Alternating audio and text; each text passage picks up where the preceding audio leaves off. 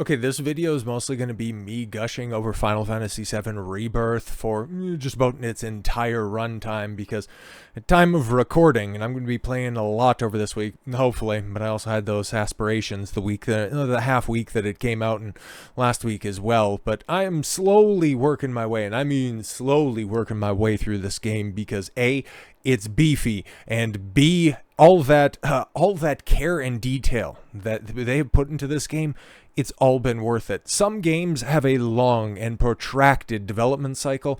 It was 4 years, just about 4 full years between Remake's release in 2020 and Rebirth's release in 2024, and they did not waste a moment developing that game.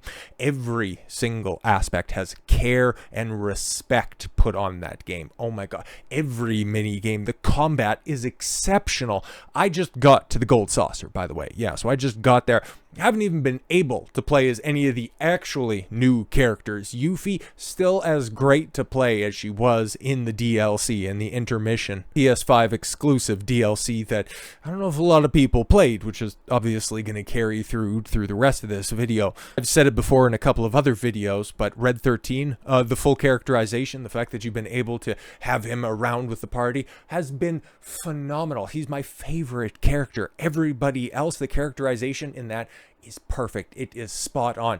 I have my nitpicks, okay? We've got a couple more scenes with Elena and the Turks, okay? Rude is still great. Can't wait for Reno to get reintroduced, at least into the story, but Elena's voice actress, yeah, the flat as a plank. Flat as the physique of a modern, Western-developed female protagonist, okay? A couple of the other new characters, okay, they don't quite have, and there was a stark contrast where you had the new characters that were brought in from Remake compared and contrast to some of the newer characters brought in for Rebirth, and well, that's the one part, if I'm going to focus in on something that they aren't doing as well as Remake, but in totality, Rebirth completely and totally supplants everything for Remake. So going through and doing an entire playthrough of the story, Remake seems like a totally antiquated experience in contrast with Rebirth. Now, okay, I'm anticipating doing a full Longman style breakdown, a full review of this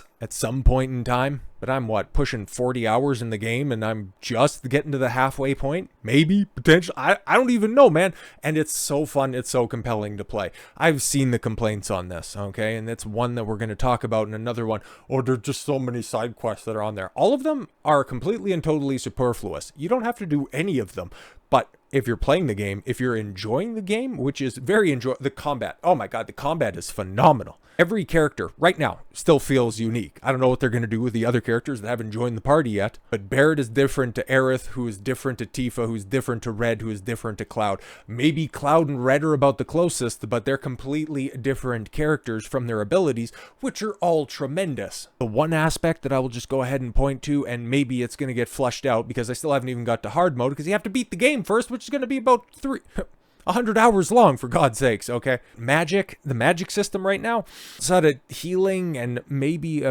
using some of the supplemental material, materia rather, like protect and barrier, ward and wall, like using fire and your elemental materia magic. It doesn't really seem like it's all that important, given the fact that you also get skills where you can just have like a basic fire attack at no MP cost. The level up scaling's a little bit different, but yeah, the graphical problems, there's apparently a patch that's coming out, because I've been playing on performance, and like I said the last time that I talked about this at any length, it was like, yeah, no, I've been playing on performance, 60 FPS, and it's been perfect playing the 60 FPS, but ooh, the deeper that we go into the game and a couple of the other close-ups, and especially if they're not in proper framing, yeah, there's a couple of fetal alcohol syndrome expressions that come across some characters' faces, and it's, ooh, that's a little floopy. But like I've also said, I'm really looking forward to a PC port of this game, because that right there, that could very well be the greatest game ever released. I'm not saying that to be hyperbolic, it's just everything, every aspect that this game presents to you has been thought out well, has been worked on extensively. Nothing has the veneer of simply being tacked on at the 11th hour. They had 4 years to develop this. They had every opportunity to just simply be as by the numbers to the original as they wanted to, but they extrapolated every single town, every single event that you remember from the original the same way that they did it to Midgar. It's amazing the scope that this game has, and I look forward to doing a much more dedicated, longer, scripted breakdown review of this game. I don't know, maybe when the PC port comes out, which is very likely, and I'd imagine, and we'll circle back around to that prediction by the end of this video, and I think that it's probably going to come out by the end of the year, maybe the fall, maybe for the holiday season this year. I'm just saying, if you have a PS5, if you like not just JRPGs, not just role-playing games, if you like games in general, I can't recommend this highly enough. Unless this game in the second half completely and totally shits the bed, Ooh, I don't know, man.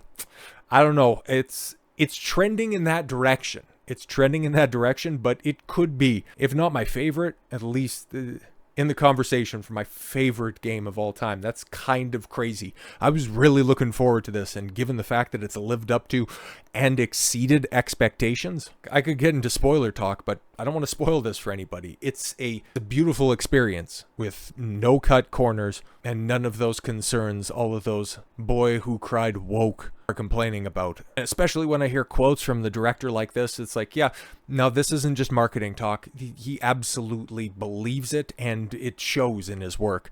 Final Fantasy VII Rebirth director says purpose of entertainment is to give people the will to live today and tomorrow. Man, compare and contrast that from what you hear from just Western directors, okay? Western entertainment directors. We're here to tell a story. We're here to right the systemic wrongs of society. And here you have the great Aoki Hamaguchi. Okay, I knew it was Hamaguchi. I forgot his first name. Sorry. Okay, he took over from Tetsuya Nomura, who's too busy chewing on crayons working on the Kingdom Hearts 4 script, okay? Like, all of those goofy concerns, all the whispers and stuff, they've been paid lip service to so far in the game, but all of that weird otherworldly shit that people had problems with Remake, which I didn't mind, are not at all present this time around. There's one overarching thing which everybody's who's just enjoying the game playing through it right now are speculating on exactly what it means. I don't want to spoil it because outside of just the marketing that's out there, hasn't really been alluded to, but it's not as overt as trying to have a supernatural element and trying to find a way to work Keyblades into the story. Ugh. Nomura's the Vince Russo of Square Enix, okay? Just leave it at that. According to Final Fantasy VII Rebirth director Naoki Hamaguchi, entertainment should not seek to extort, preach to, or simply distract a given audience, but rather give them the will to live today and tomorrow. Oh, that's great. Oh, man. I see screenshots like this. It's like, I don't know where that is. I have a good idea where it's at. It might be Cosmo Canyon. That makes sense. And then Yuffie. I despised Yuffie in the original. Actually, I despised her the moment that you needed to acquire her to the party, and then never seen her again until the Bizarro Sephiroth fight right before the end. Like, I never used her in a party before, but now her gameplay is so exceptional. And her, I don't think this is telling too many tales out of class, but her budding relationship that is beginning at the beginning of, the gold saucer stuff. If you know the story, you're going to understand how this links in. But her and Barrett stuff that's beginning there, like, that's fantastic character development. They do characters and story so well in this game. Yuffie, from a gameplay perspective, probably he's right up there, okay? Everybody's so fun to play. It's just really hard to pick who my favorite is, but Yuffie's gameplay is top tier stuff. Anyways, Hamaguchi, whose other notable Square Enix credits includes serving as a programmer on Final Fantasy XIII Trilogy. How could you... There was nothing good about those games. There was nothing good, okay?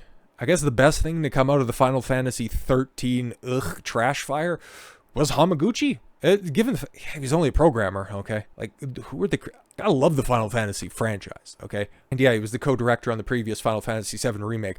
I guess we can see what part of the story he was a part of when it came to Remake, because everything that's been extrapolated on that was built in Remake and flourishes in Rebirth, given the fact that he has the reins this time around, well, I guess we can say if he's working on, part 3, whether it's Reunion, Recreate, reimagine. Not entirely sure. I think it's going to be reunion. Like, that makes the most sense, obviously. I think recreate for other reasons probably also would make sense. But anyways, I think it's going to be in good hands if this team returns, because I don't know how they top it. Anyways, offered his take on the role on entertainment in human lives while fielding questions at a March 2nd roundtable Q&A session hosted by Filipino news outlet Rappler and attended by various members of the island nation's video game press. Okay, following a number of lengthy discussions on Rebirth's development, including how he approached implementing the title's new gameplay mechanics, such as the ability to quickly switch characters on the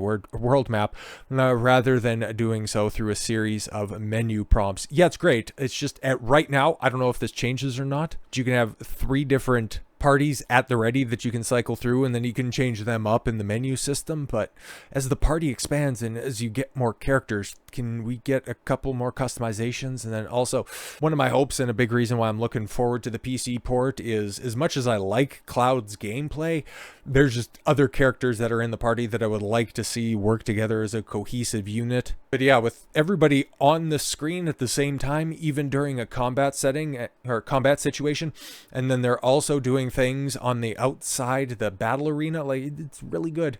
It's really good implementation. I can't sing this game's praises highly enough. And how the team looked at Sucker Punch's Ghost of Tsushima, okay, for inspiration as to how to handle their game's open world mechanics. And there hasn't been a game with a better open world, at least that I've played. Like, it's seamless and well integrated. As presented by Ungeek's editor-in-chief Rob Yaktau, with a slightly more personal and reflective topic of conversation. How does it feel to have such a great effect on gamers, especially during this day? And do you have a message for those waiting for this kind of game? In turn, Hamaguchi asserted, to answer your first question, I myself respect the original game very much. That comes through, okay? Just the amount of one-to-one dialogue that is maintained and preserved, even though the original obviously had some localization problems. But the respect of the source material, the hitting of the same notes during the story, like so far, it has been so faithful, and then also extrapolated upon in ways, like I said before, that far exceeded my expectations and so many other people's as well. After almost 30 years and remaking this game, having the responsibility of remaking this game, is the feeling that comes straight away is, I don't want to let the title let this game down, let the fans down. Oh my god, it's like this guy's coming from a completely different universe. When was the last time you heard a director say, I don't want to let the fans down, instead of deriding the fans for being let down?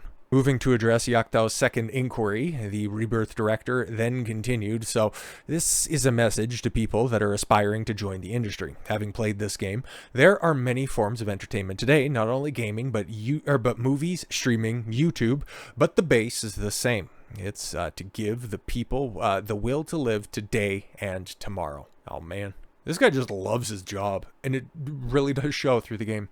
If the title you created allows people to have this feeling, then that's a great feeling, he continued. If you don't forget this, then I'm sure you'll also be able to create a game that has this effect on people. In lending support to Hamaguchi's philosophy, thanks to his applying it to the recent Rebirth, that's a clunky sentence, the game has been met with overwhelming praise. Yeah, I can't sing this game's praises highly enough, unless of course it fails in the second half. But the high quality that I've experienced and played through so far in totality, everything that's been presented to me so far, I've 100%ed. Okay, there isn't one nook or cranny that I haven't looked through at infinitum. Okay, and it deserves the praise that it's getting. Okay, OpenCritic, the game currently holds an average of 93 out of 100, 112 critic reviews. Meanwhile, okay, on Metacritic, 1554 user reviews have left the latest Final Fantasy title with a collective 9 out of 10. Yeah, man, this might be one of those situations. Like I said, I'm only halfway through, and unless hard mode is just garbage, I don't anticipate it to be, but it's definitely in the ballpark of what I've experienced so far. But even with all of that praise, that justifiable praise, it's I don't know, man, it's kind of kind of a victim of a couple of different scenarios. A couple that I alluded to a little bit earlier that we'll expound upon here very quickly. But like it says here, okay, Japan sales charts. Just looking at the Japan sales charts, which the PlayStation and Square are at its strongest, so it's not good. Final Fantasy VII Rebirth tops, but doesn't even come close to the remake, and it's also behind Final Fantasy XVI. Oh, yeah, it's not good, man. It's really not good. We said it once, we'll say it again. Direct sequels are harder to sell than most people realize. The latest Japanese sales numbers are in, and Final Fantasy VII Rebirth is a big talking point. Unsurprisingly, the RPG has immediately topped the charts with 263,000 copies sold, but that total, which may seem fairly impressive at first, puts the game well behind the opening figure set by its predecessor, Final Fantasy VII Remake. Oh, jeez. The game first launched in 2020 for the PS4, and that's another big caveat here as well. It managed to move a whopping 703,000 units in Japan. 703, so triple, just about triple the number of copies sold. There's additional context to consider here. Yeah, since Remake was releasing during the height of the pandemic, and also right at the tail end of the PS4, because the PS5 would launch at the end of that year. Okay, and the PS4 was what? The best-selling console throughout that entire cycle, and a top 5 best-selling console of all time. And then now you release Rebirth right in the middle of quite possibly the least exciting console cycle that I think we've seen in, frankly, generations. Like, with Xbox basically getting out of the market, with the Switch, it's not even really appropriate to lump all of that stuff together because it's kind of a carryover from the 8th generation, and it's mostly just a Nintendo first-party console anyways. So that's a big thing, okay? Rebirth being exclusive to PS5, that's a big problem. That is a huge problem, man. Yeah, and as pointed out, even with the taking overall console sales into account, we need to remember the PS4 wasn't what you'd call hugely popular in Sony's home nation. By the time Remake came out, the last generation system was sitting at 9 million units or so, sold over the course of 7 years. PS5 currently tops 5 million in 3 years, and showing that, yeah, Final Fantasy XVI during this time window, a fellow PS5 exclusive, hit 336,000 sales, which is wild. Okay, 60,000 more sales. But yo, yeah, look at it. It just absolutely crushed the competition, obviously. But look at the rest. Okay, 9 out of the 10 are Nintendo Switch releases. And yeah, the PS5, not as popular because the damage was kind of done by a lackluster previous generation with the PS4 and the Xbox One. The games industry got this black eye that even when there are exceptional games that are out there, you can see, can you see that off on the side anyways? But yeah, Helldivers 2 is unstoppable. Final Fantasy VII Rebirth settles for second with the PS sales charts. Okay. Problem with the industry? I mean, guys, it's apropos that they have Sephiroth standing behind the Nibelheim fire. It's because the wider industry is kind of in flames. If we're going to be completely honest about this, okay, it's all been painted with that veneer that AAA gaming has some hiccups. It has an ideological glint. There's no getting away from that. Even when you have a game as exceptional as this, as woke-free as this one is, you're still going to see people paint this game with that same broad brush, the same way that Suicide Squad Kills the Justice League has totally ruined Rocksteady's reputation. Last year's big release from Square Enix was Forspoken. And we know the fate of that pile of garbage. I hope that this game does gangbusters when there is a PC port. The exclusivity window is apparently up at the tail end of May, which is wild that there's only a 3-month exclusivity window. So if there's an announcement that there's going to be a port onto PC by the end of the year, I hope sales numbers are through the roof, because this game absolutely deserves it. Because if this game succeeds, then the conclusion of this planned trilogy won't get rushed, won't get forgotten, and that we can get the same level of care and appreciation that we're experiencing this time around, and that doesn't get sacrificed. Because while it might not be burning up the charts, it was given that same level of love, writing, dedication, everything that you would look forward to in a quality game. It's just been a victim of the console exclusivity issue, and then also the woke gaming industry in totality. Rectify those situations so that we can have a return to greatness for the industry, or at least just hope that we can eke out a great conclusion to this, and then the rest of the industry can burn. I don't really care about the rest of it. But with all that said, thank you all very much for the gift of your time. I've been Don Consuelo. I want you to follow your gut and get after it. Take care, everyone.